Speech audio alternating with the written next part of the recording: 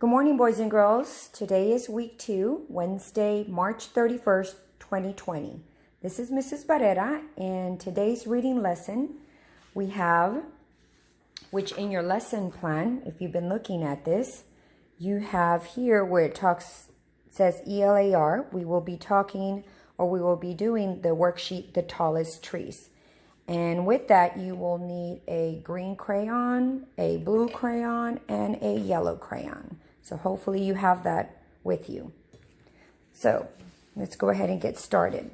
So the tallest trees is what we're going to be doing today, which is in your packet.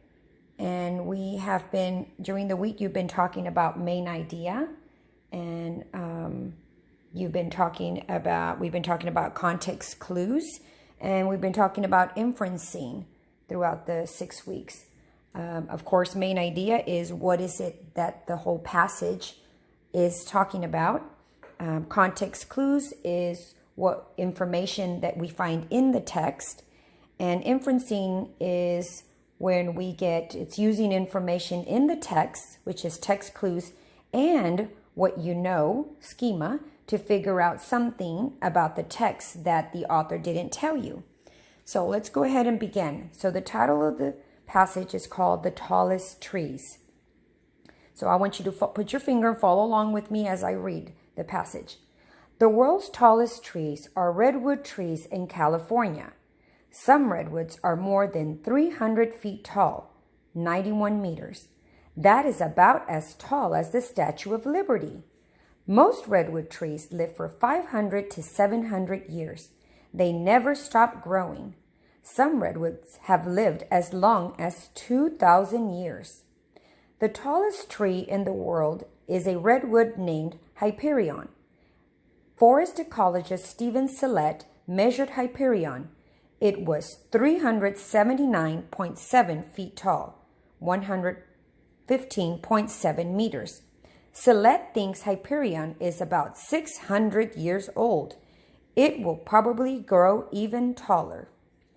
All right, so this is kind of interesting. I've never known of a tree to grow that old or that tall. So let's go ahead and start off here with our questions. The first question, it says, our instructions are collect the text to show how you know. So we will be needing our yellow crayon. So I've got my yellow crayon here. So let's go ahead and read the question. What is the main idea of the first paragraph? So if you notice, we have 2 paragraphs. Here's our first paragraph.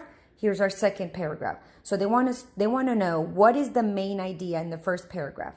Main idea means, what was it all about? Now, normally, when you have a passage and they're talking about a main idea, it's going to be in the first few sentences. So let's go ahead and first, let's look at our title. And it says, The Tallest Trees. So that in itself tells you what the whole passage is going to be about. It's going to be about what? Some of the tallest trees. Now, if we read the first sentence, it says, the world's tallest trees are redwood trees in California. Some redwoods are more than 300 feet tall.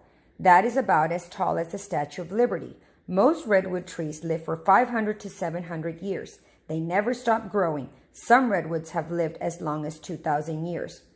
All right, so what it's telling me about here, what it's mostly talking about is about tallest trees. But what kind of tallest trees are they talking about? Well, if you notice here up on the top, they talked about the world's tallest trees are redwood trees. And we see redwood trees here.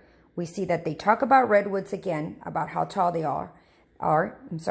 They talk about redwood trees again, how long they live.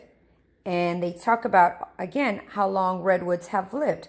So to me, as a good reader, I'm going to go back and you read the paragraph that it wants you to come up with the main idea.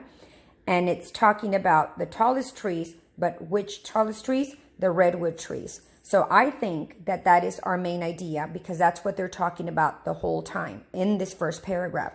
So what you're going to do, you're going to color in or at least just underline the world's tallest trees are redwood trees in California. So then what you can do is then you're going to write right here on this first, on that line. If you give me a second.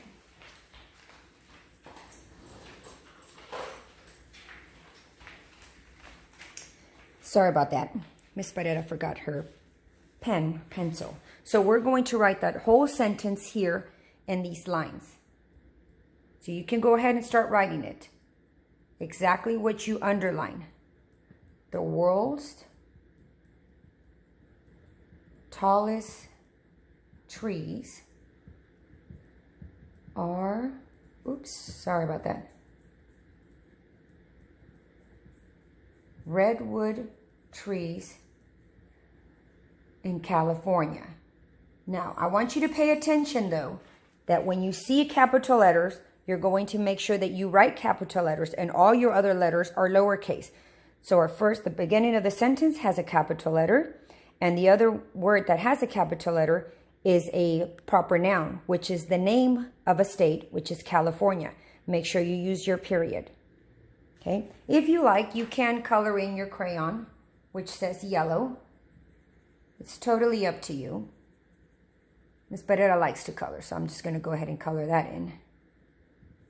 Now here, like I said, I wanted you to underline it, but if you'd like, you can also kind of color over the answer to show that that's where we got our answer. Remember, we have to prove where we got our answer to the question. When you can prove something, then when the teacher says, well, I don't think this is a correct answer, but you can come back and say, well, Miss Barrera, but look, here's where I found my answer. It's right here. Does it make sense? And if you can prove to me that it makes sense and that is the correct answer, then of course, it's going to be correct. All right, now let's go to number 2. Let's read it together. What do you think a forest ecologist does? Now, as a good reader, what I did notice, though, is that this word is in bolded letters. Normally, when you have an informational text or passage, which this is one, I know that that's going to be a vocabulary word. So first off, they want us to find our answer and mark it with a green crayon. So if you have a green crayon, perfect. So what do you think forest ecologist does? So I'm going to look for this bolded word in my passage to see where it is that they found it. And I got it right here. Okay. Now I can start to read what it says, but first let's go ahead and read what our answer choices are. What do you think a forest ecologist does? A, works with and studies trees. B, measures all kinds of things. C, works on the Statue of Liberty. All right, so let's go back again to ecologist at the beginning of a sentence, and here's where it is, and let's read it together. Forest ecologist Stephen Sillett measured Hyperion. All right, so we go back, we think about, okay, what was Hyperion? Well, Hyperion was the tallest tree in the world. So he decided to measure that tree, okay? Now, does it tell us that he works with and studies trees? Maybe. So what I want you to do is I want you to put a little question mark there that this could be the answer. Let's look at B, measures all kinds of things. Well, they did mention that he did measure Hyperion, but does it mention that he measures other things? I don't think so. So I don't think that this is my answer choice. So I am going to cross that out. Now, C says works on the Statue of Liberty. Now, remember they mentioned the Statue of Liberty. So I'm going to go back and check to see what is it that they said about the Statue of Liberty. Here it is. So at the beginning of the sentence, it says, that is about as tall as the Statue of Liberty. And then the next sentence says, most redwood trees live for 500 to 700 years. Well, they're not really talking about Statue of Liberty. What they're doing is that they're comparing the redwood that is as tall as the Statue of Liberty. So they're not actually talking about the Statue of Liberty. They're just comparing it to what? To the redwood tree. So I don't think this is my answer either. So ecologist works with and study trees. Let's go back and look at it. The tallest tree, we know that they're talking about trees. They know that this man, Stephen Sillett, measured the Hyperion. And then Sillett thinks Hyperion is about 600 years old. Well, I know I can't tell how old a tree is, but I would think that if Sillett can tell me how old a tree is, then maybe he is one that studies trees. So my best answer choice is going to be A, he works with and studies trees.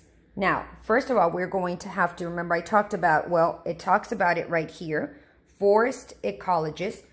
Here's another clue. Here's the forest. Forest ecologist Stephen Sillett measured Hyperion. Okay. Now, but I also based my answer on this sentence. Sillett thinks Hyperion is about 600 years old. Only a person that studies forest trees is going to know how old a tree is. Okay. So I'm going to underline here that's where I can prove that an ecologist is someone who works with and studies trees. Again, underline, or you can color over the sentence. It's not a coloring contest, right? So it doesn't matter how beautiful it looks, but don't make it too messy. So again, if you'd like to, you can go ahead and color in the crayon. Stay in the lines. Don't color like Miss Barrera. I colored out of the lines. Sorry.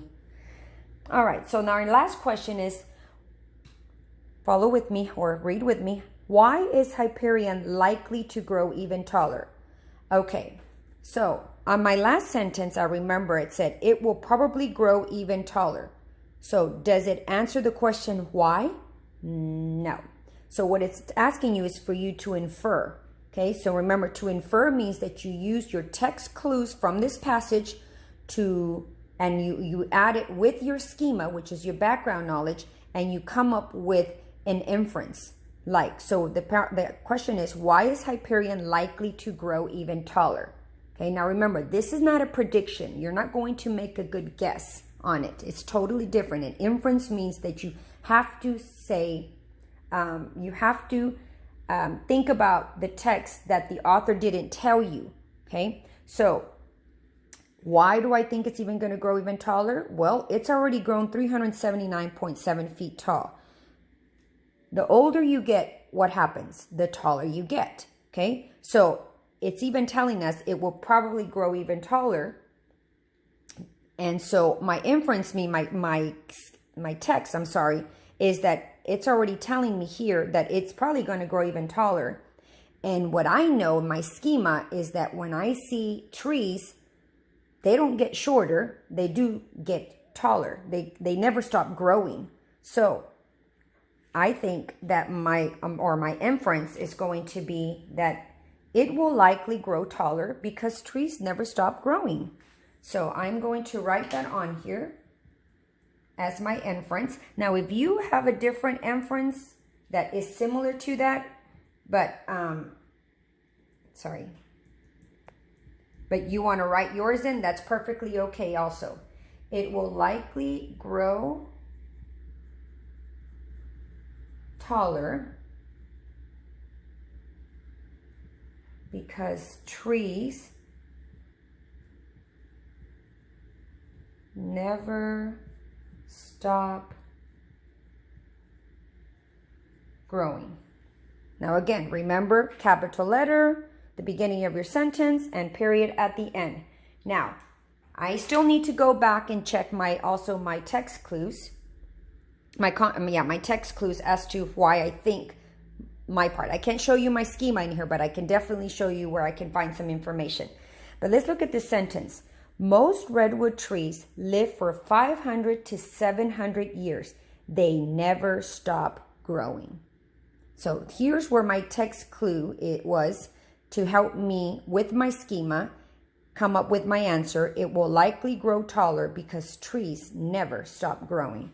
So we're going to color in here. Most redwood trees live for 500 to 700 years. And look, this one's only 600 years. So I know that it probably has another 100 years to go. And they will never stop growing. So again, color it in, underline it, whatever you want to do, it's fine. And like I said, if you like to color, like Miss Barrera, stay in the lines. Go ahead and color your blue crayon over here. And we're done, boys and girls. This is, we went ahead and practiced on main idea. Talked about main idea.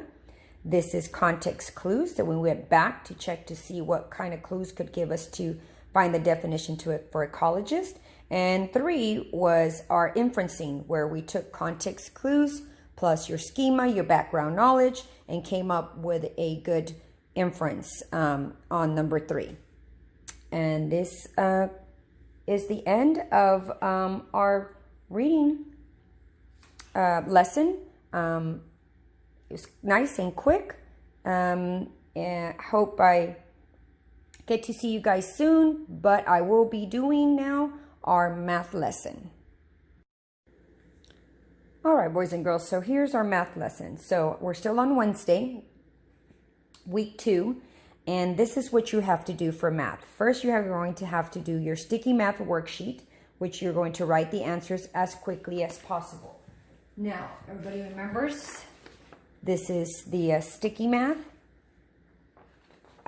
You try to get somebody to time you for 2.5 minutes. That's what we do in my classroom. We time for 2.5 minutes and then go back and check your answers and then practice them.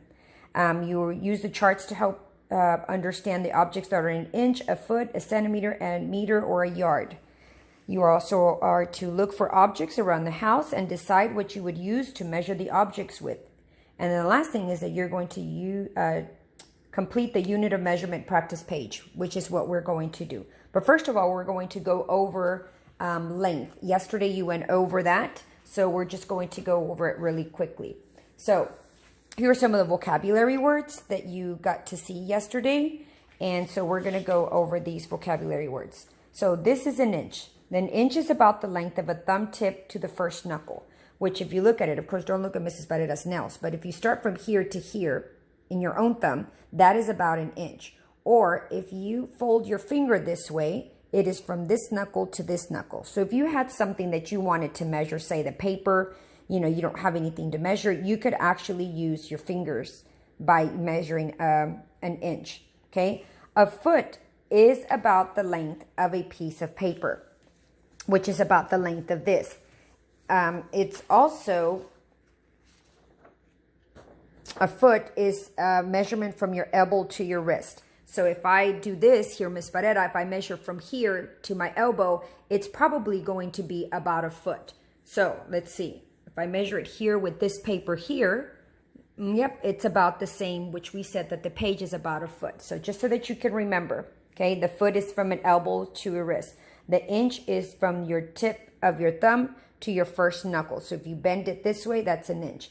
Now, one that is smaller than the inch is called a centimeter. And that is the width of your pinky finger. Okay, not the length, but the width. So from this side to this side, that is a centimeter, which is the smallest measurement on a ruler.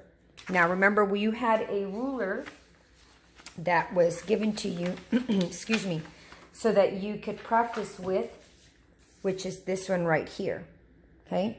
Now, if you notice here, there is an inch right here, and between those are centimeters. So if your pinky would be here, that would be the measurement between, maybe Miss Barrera has a chubby pinky, but I'm sure yours is not. So you have from this one line to the next line, that is your centimeter, okay? This is your strip that was given to you that you were able to cut off for your ruler. Okay, going back to here, the next one it talks about is a yard.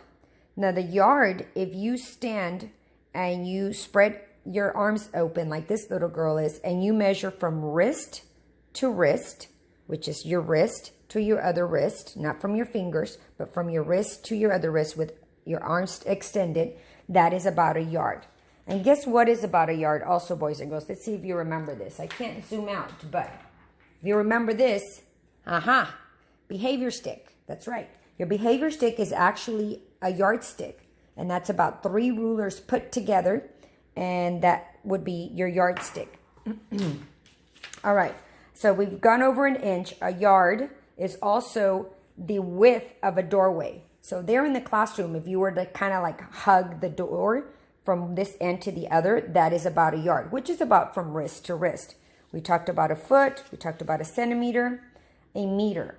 That is also about the width of a doorway. It's only the difference in about a couple of inches, boys and girls. So we're not going to get to all that. So let me see, measuring tape. A measuring tape, some of you parents might have this measuring tape outside, might use to measure some wood, to measure maybe a size of how long you want the carpet to be or a rug. This is typically used to measure bigger objects, maybe how tall a chair is or how high the ceiling is. This is what it's used for. It's a tool to measure length in inches and centimeters. Now, you can use it to measure inches and centimeters, but to measure that, it would be easier to measure with a ruler. A meter stick, a tool used to measure length in the metric system. A yardstick, which is the one like our behavior stick, that's a yardstick, a tool used to measure length in the customary system. And of course, you do know what a ruler is. Now, let's go and check different little items. Now, here are different items also that are about a centimeter. We talked about from this side, the width of a finger, mostly a pinky. It's also the tip on the eraser. That could be about a centimeter. Okay, an inch. Okay, here it is what we talked about from knuckle to knuckle. Sorry about that. It's about knuckle to knuckle, and it's also the length of a paperclip. This is about an inch. So remember I said from knuckle to knuckle, if I place this here, it's about the same. So that is also about an inch. And also a whistle. Okay, now here, of course, it's a lot bigger, but a whistle kind of like the one that the coaches use in PE, Coach D, Coach C, Coach Kenny, they use whistles, and the length of this whistle is about an inch. Okay, now a foot, what's next? It's right here. It's going to be like we said about your notebook, your spiral, which is your math journal, could be your math journal, a regular book, and it says here a shoe. Maybe my shoe. I'm probably not, maybe most of your shoes is probably not going to be about a foot, but maybe your parents' shoe might be about a foot. Okay. Meter. This is going to be probably the width of maybe of your TV. Your TV maybe that you have in your living room, maybe not in your room. If you do have one of those, you're lucky. So that would be about the length of a TV, or how tall one of these tables are from the top of where you eat, the table part to the bottom on the floor. That would be about a meter. All right, so let's go ahead and start on our worksheet. So everybody should have this one right here, which we're going to choose the right measurement tool.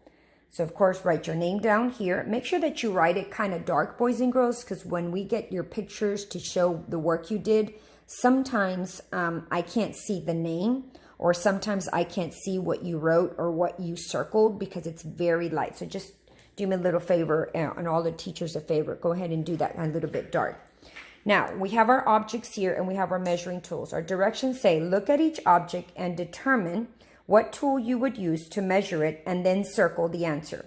Well, our object is our math journal. So we've just talked about our math journal. What would be the best measurement tool to measure our math journal? Now, here it says ruler, and if you notice, there's two different rulers. One is ruler because you're going to use the inches, or ruler because you're going to use the whole thing, and you might use maybe two rulers to measure in feet. A yardstick or a measuring tape.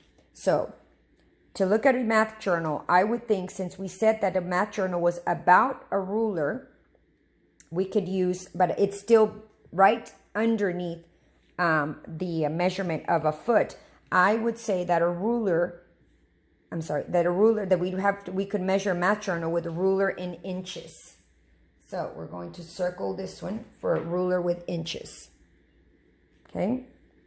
The next one says the top of a student's desk. I know it's been a while since you've seen your desk, but if you think about it, it's from here. Everybody can see that. Here, the picture's not very well. If you notice that you have here from the top of your desk all the way down to where your feet are supposed to be. Okay, what could we use to measure that? Okay, well, let's see. Would we use inches? That means, would we use like our little knuckles and be measuring that all the way to go to the top of the, well, that would probably take forever. So I don't think it's that one. A yardstick might do the trick, but I think a yardstick, the behavior stick, is a little bit too tall for that. Measuring tape, we could use that, but that's used for more of taller items.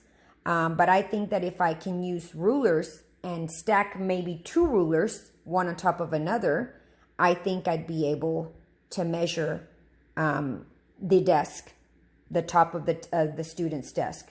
Oh, you know what? Miss Barrera did a big boo-boo. It says here the top of a student's desk. Nowhere does it say there that I have to measure from the top to the bottom. Sorry. Okay, so the top of a student's desk, which means the area that you have when you put your books, your papers, your crayons, your school bag in order, excuse me, well, how long will it be? Okay, well, could we use a yardstick? Sure, we could use a yardstick. Measuring tape? Sure. A ruler? Sure, we could use one and stack another one up on top of it. So I think, though, that a yardstick would probably be our better choice to measure. Now, if you thought feet, using the ruler and stacking them up, that's okay too. You can have either one. You don't have to write down both of them. You can have either one. All right, now a tissue box. Now, I keep my tissue box up on the top in the front of the classroom so everybody sees the tissue box. And we know that the tissue box, it's about that long, I would say. So, should we use a yardstick? I think not. I think the yardstick is way too big for that. A measuring tape could also be, it's more of a hassle to take out a measuring tape to measure that. We could either use the ruler to use the feet or the inches. Well, I don't think that a tissue box is as tall as this page. So, or as long as this page. It could be, but I think it's still below that, under that inch. So I think we would have to mark ruler in inches.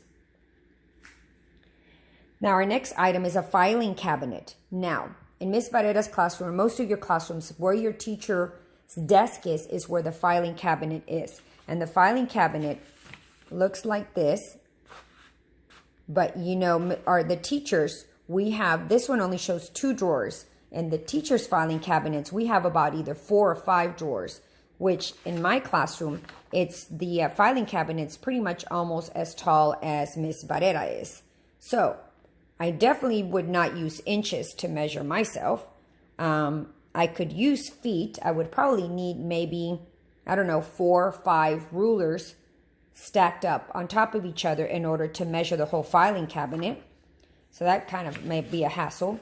And then there's a yardstick, which I know that I'm taller than the behavior stick. And most of you are taller than the behavior stick. So I think we would probably need 2. But a measuring tape, remember I talked to you about that we would be able to measure the height of a chair, a door, or up to the ceiling, because you can stretch it out as much as you might need to. I think a measuring tape for me would be the best option to measure a filing cabinet. So I would circle the measuring tape. Right? And that was actually it. That was only 4 items. That wasn't too bad, was it? So what I want you to do is I want you to go back and I want you to look at items that you may have. Like I have these scissors and think about, what could I use to measure this? Would I use the ruler for the inches, the ruler for feet, a yardstick, or a measuring tape? Well, I definitely wouldn't use a measuring tape or a yardstick because they're way too long. Maybe the ruler. I think this is going to be less than a ruler. So I think I would use the ruler, but in inches, because I don't think that this is as long as a ruler is. So what then when you can do after you're done, find any items, use your ruler and measure it. Now remember, when you measure, you can't start at the very end, even though it starts over here. You have to start at the 0. So you place it right there at the 0 and you measure it. So here, remember the middle part, it's 8 and 9 is kind of like the clock. If it's close, if it's the middle, we're going to give it to the bigger number here. So this right here, oops, Miss Barrera moved it here. Right there. This is about almost 9 inches long. So measuring in a ruler in inches, I knew it was not going to be as long as a whole ruler. So get any items, a pencil, a pen. Think about, okay, what would I use? Oh, well, I would use inches for this because this is not as big as a foot. If you're confused and thinking, okay, well, what is a foot again? Okay, remember, measure from here to your elbow. and you know that that's going to be a foot. So you can go around your house looking for different objects. Look at your shoes, look in your room, your different toys that you might have. Don't mess with your other brothers or sisters' toys, because you know how upset they get. You can use any item to measure. I have this measuring tape here that I can, I'm not measuring tape, but a masking tape that I can use. And I think, well, this definitely is not as long as a foot. So could I measure it in inches? Absolutely. I could just go 1, 2, 3, maybe 3.5 inches long. I would use inches to measure this. Any kind of object that you may have at home, you can use to go around your house and measure and decide which type of measurement you would use. Okay, so remember again, you would have centimeters, meters, which is from here. It talks about from fingertips to fingertips, because this is a meter. This is a little bit longer than the yard. Remember, the yard is from wrist to wrist when you spread out your arms. Meter is going to be just a little bit more. You're going to measure from fingertip to fingertip when you have like a T going out. Spread out your arms. Okay, your foot is going to be from elbow to wrist. An inch is going to be from the beginning of your thumb to the first knuckle. Or if you go use this finger, you can use from knuckle to knuckle. And a yard is going to be from wrist to wrist. So I want you to grab this paper and think about it as you walk around and you look at items, and think about what you would use to measure. Now, if you had maybe a little rock that you happen to find outside, a tiny baby rock, then you would probably use centimeters, because if it's smaller than the width of your pinky. Okay. Now I want you to have fun with this, boys and girls. You know, go around and measuring things. Take this. Take your ruler, make it something fun. Make it even a scavenger hunt with you and your family, or make it a game. Say, okay, everybody go look for something that we could use to measure with a foot. And everybody runs off, go find something. If somebody brings something the closest to measures a foot, there you go, you get a point. Okay, then next thing you say, okay, bring something, find something that measures closer to the inch, to an inch. And everybody go find something that measures to an inch. The first one who brings it in and actually measures closer to an inch, they get that point. So it can always be fun, boys and girls. It doesn't always have to. I know you're bored. I know this is getting to be a long break and you're ready to come back to classes. So am I. Believe me, so am I. But we can make fun things like this, and you do it as a game at home. I hope you enjoyed this lesson, boys and girls, and I hope to see you soon. Love everybody. Bye-bye.